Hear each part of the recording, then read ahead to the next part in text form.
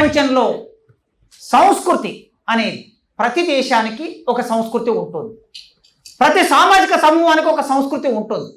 ఆ సంస్కృతి ద్వారా ఒక్కొక్కసారి సంస్కృతి అనేది అది అణిచివేత ప్రయోగంగా ఉపయోగపడుతుంది, అది చైతన్యం తీసుకురావడానికి ఉపయోగపడుతుంది, అది మధ్యస్థంగా ఉండడానికి ఉపయోగపడుతుంది, అది ఆలోచించకుండా ఉండడానికి ఉపయోగపడుతుంది. సంస్కృతి చాలా ప్రధాన పాత్ర వహిస్తుంది మన జీవితంలో. ఏమిటి సంస్కృతి? అరుణోదయ సాంస్కృతిక సమాఖ్య తన జనరల్ కౌన్సిల్ నిర్వహించుకుంటూ మనువాద ఫాసిజం సాంస్కృతికోద్యమ కర్తవ్యం అని ఒక ప్రధాన అంశం గురించి మనం మాట్లాడుకుంటున్నాం కదా. ఈ మనువాద ఫాసిజం ఎలా ఉంది ఈ దేశంలో, దానికి ప్రత్యామ్నాయంగా సాంస్కృతిక కర్తవ్యాలని కర్తవ్యాలను మనం ఎట్లా తీసుకోవాలి అనేది మనం చర్చించుకోవాలి. ఇక్కడ కూర్చున్న ఈ 100-200 మంది ఆలోచించే వాళ్ళు ఈ సమాజాన్ని మార్చడానికి కావలసిన ఆలోచనల్ని మన మెదడు నుంచి ప్రోధి చేస్తూ ఉంటాం.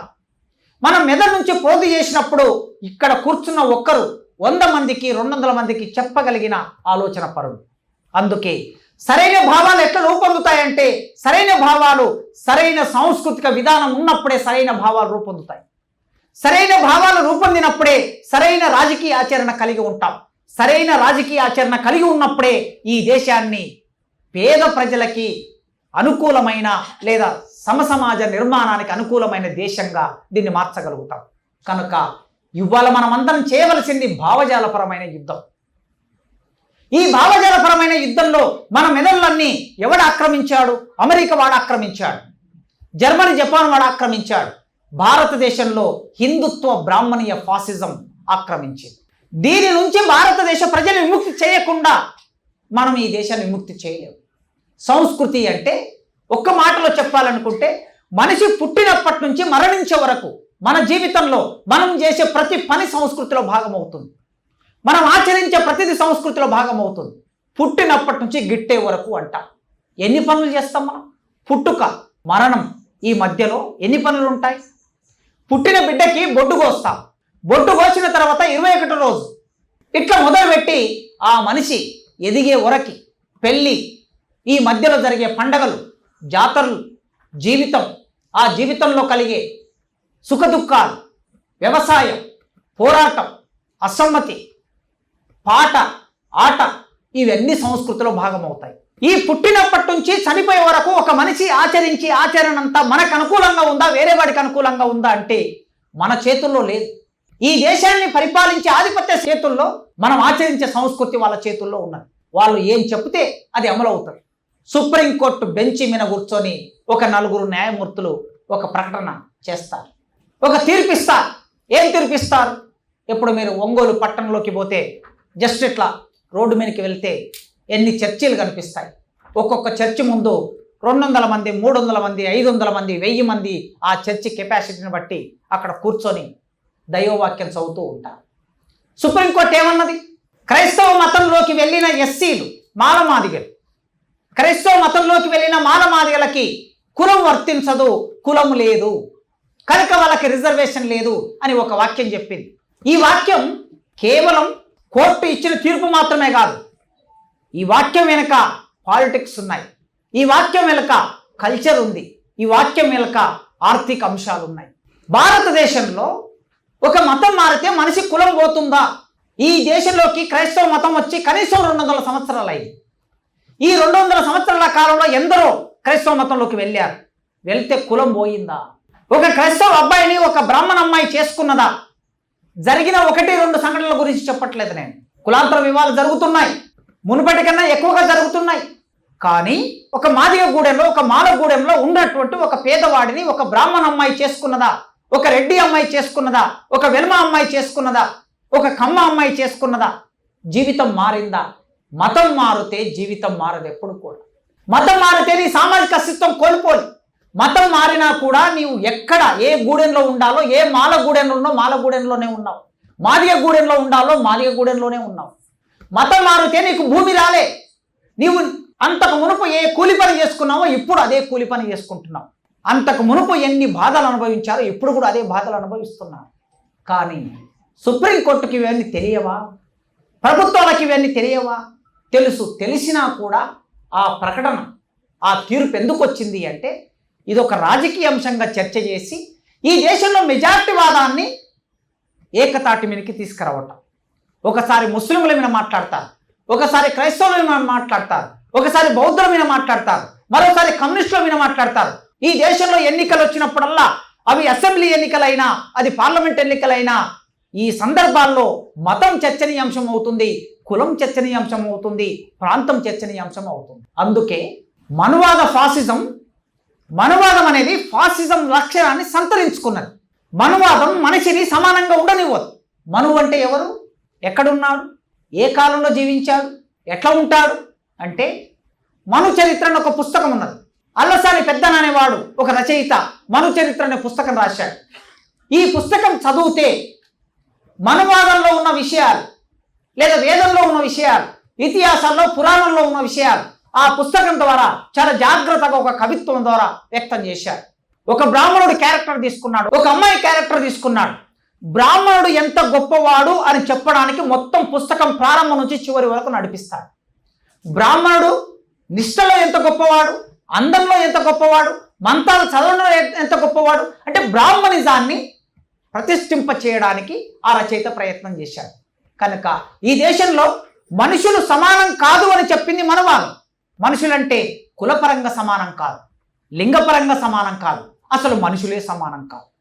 ఒకరు ఎక్కువ ఒకరు తక్కువ అనే భావాన్ని సమాజంలోకి వేగంగా తీసుకొచ్చింది ఒక 2000 సంవత్సరాల కిందట మనువాదం. దాన్ని ప్రచారం చేయడానికి, ప్రాచుర్యంలోకి తీసుకురావడానికి ఒక పుస్తకంగా రాసి ఆ పుస్తకాన్ని సమాజంలో ప్రచారంలో పెట్టారు. అసమానతలు పెంచింది. వర్ణ వ్యవస్థ అనేక కులాలుగా మారటం మనం వింటాం. గుర్రం జాషువా ఇదే ప్రాంతం నుంచి, వినుకొండ నుంచి వచ్చిన గుర్రం జాషువా, ముసలివాడైన బ్రహ్మకు పుట్టినారట నలుగురు కుమారులని విన్నాము కాని, ముసలివాడైన బ్రహ్మకు పుట్టినారట నలుగురు కుమారులని విన్నాము కాని, పసరము కన్న హీనుడు పంచముడు 5వ వర్ణస్థుడు ఎవరమ్మా సవిత్రి అని అడిగాడు. 4 వర్ణాలు చెప్పా. బ్రహ్మ శిరస్సు నుంచి ఒకడు బ్రాహ్మణుడు పుట్టాడు, చేతుల నుంచి ఒకడు క్షత్రియుడు పుట్టాడు, తొడల నుంచి ఒకడు వైశ్యుడు పుట్టాడు, పాదం నుంచి ఒకడు శూద్రుడు పుట్టారు. బాగానే ఉన్నది, మరి మాలమాదిగోళ్ళు ఎక్కడి నుంచి పుట్టారు అని అడిగాడు గుర్రం జాషువా. నీవు చెప్పిన సిద్ధాంతమే కరెక్ట్ అయితే ఈ 5వ వర్ణం ఎక్కడి నుంచి వచ్చింది, మమ్మల్ని పంచములని ఊరికి దూరంగా నెట్టేశారు కదా అని అడిగాడు. అప్పుడు అడిగినప్పుడు ఈ మనువాదం ఈ చాతుర్వర్ణ వ్యవస్థని ఏం చేసిందంటే అనేక కులాలుగా విభజన చేసింది. విభజన చేసి ఒక అంశాన్ని ముందుకు తీసుకొచ్చింది. చరిత్రలో మనం అంతకుముందు చూస్తే శూద్రులు కూడా రాజులైన సందర్భం కనిపిస్తుంది. అరుంధతి మాదిగ కన్యని ఎవరు చేసుకున్నారు, ఒక బ్రాహ్మణుడు చేసుకున్నాడు. అంటే వర్ణాంతర వివాహాలు జరుగుతూ ఉన్నాయి. శూద్రులు కూడా రాజులుగా ఉన్నారు, బ్రాహ్మణులు కూడా రాజులుగా ఉన్నారు. క్షత్రియులు మాత్రమే రాజులుగా ఉండటం కాదు, ఈ వ్యవస్థలో కొనసాగుతున్నప్పుడు ఈ మనువాదం అనే ఒక ఆలోచన ముందుకు తీసుకొచ్చి రాజులు మాత్రమే రాజ్యాన్ని పరిపాలించాలి, బ్రాహ్మణులు మాత్రమే మంత్రోచ్చరణ చేయాలి, చదువుకోవాలి, శూద్రులు పని చేయాలి, వైశ్యులు వ్యాపారం చేయాలి, మిగతా వాళ్ళందరూ అంటే ఈ కింద ఉన్న వాళ్ళు శూద్రులైన వాళ్ళు మిగతా వాళ్ళందరికీ సేవ చేసి పెట్టాలి. సేవ చేసి పెట్టడం మీ ధర్మం, సేవ చేసి పెట్టడం మీ బాధ్యత, అది మీ విధి. పుట్టుకతో నువ్వు అలా పుట్టావు కనుక సేవ చేసి పెట్టాలని చెప్పింది. అంటే ఫాసిజం యొక్క లక్ష్యం ఏమిటంటే సమానత్వాన్ని ఫాసిజం అంగీకరించదు, అసమానంగా ప్రజలు ఉండేటట్లు ఫాసిజం చూస్తుంది. వర్ణ వ్యవస్థని కుల వ్యవస్థగా మార్చిన చరిత్ర మనువాదంలో కనిపిస్తుంది. మరోవైపు స్త్రీల కోణంలో చూసినప్పుడు స్త్రీలని చదువుకు దూరం చేసింది మనువాదం. స్త్రీలని సమాజంలో దూరం పెట్టింది, వంటింటి యంత్రంగా మార్చింది. వంట ఇంటిలో మాత్రమే వంట చేసి పెట్టాలి, పడక గదిలో పురుషుడికి సుఖం ఇవ్వాలి, పిల్లల్ని కనే ఒక యంత్రంగా మార్చింది మనువాదం. అందుకే ఈ దేశంలో మనువాద ఫాసిజం ఇవాళ ఫాసిజం అనే లక్షణాన్ని సంతరించుకున్నది. అంతకు మునుపు కుల వ్యవస్థ మీద ఆధారపడి మనువాదం జీవించింది. ఈ కుల వ్యవస్థ సాంస్కృతిక ఆధిపత్యాన్ని కూడా ఈ సమాజం మీద అమలు చేసింది. తాను అనుకున్న సంస్కృతి అందరూ అదే పాటించాలి. ఉత్పత్తిలో భాగంగా వికసించేది సంస్కృతి, కానీ ఉత్పత్తిలో భాగంగా వికసించే సంస్కృతిని ఏం చేస్తారు, హీనమైన సంస్కృతిగా మారుస్తారు.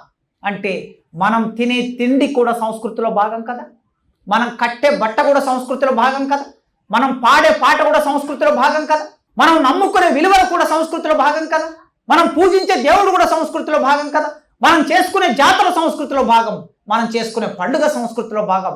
ఇవన్నీ భాగమైనప్పుడు మన జీవితాన్ని తక్కువ చేసి వాళ్ళ జీవితాన్ని ఎక్కువ చేసి చెప్పడం అనేది మనువాదానికి ఉండే ఒక లక్షణం.